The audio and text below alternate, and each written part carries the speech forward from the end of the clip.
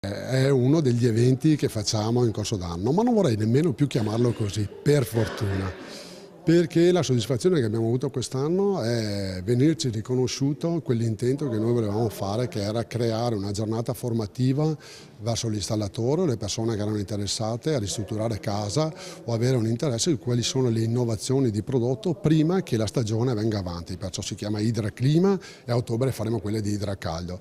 Dopo Villa Contarini a Piazzola sul Brenta e l'Orto Botanico di Padova, il Castello del Cataio a Battaglia Terme a fare da scenografia alla terza edizione di Idraclima. Qui ci sono aziende e produttori soprattutto del mondo idrotermosanitario naturalmente, che sono le più importanti, multinazionali, ma anche aziende che si sono già qualificate sul mercato, qual era importante e che ci sono riscoperte nell'ultimo periodo a ragionare sulla ristrutturazione piuttosto che sul rinnovo.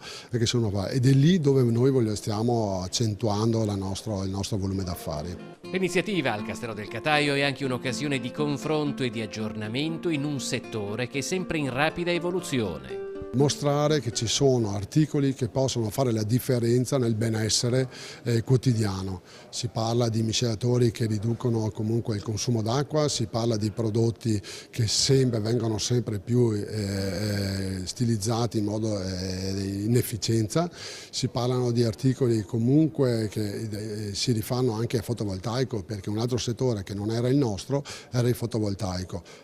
Articoli che devono essere, che completano, che devono essere integrati all'insegna di tutti i prodotti che fin d'ora abbiamo proposto.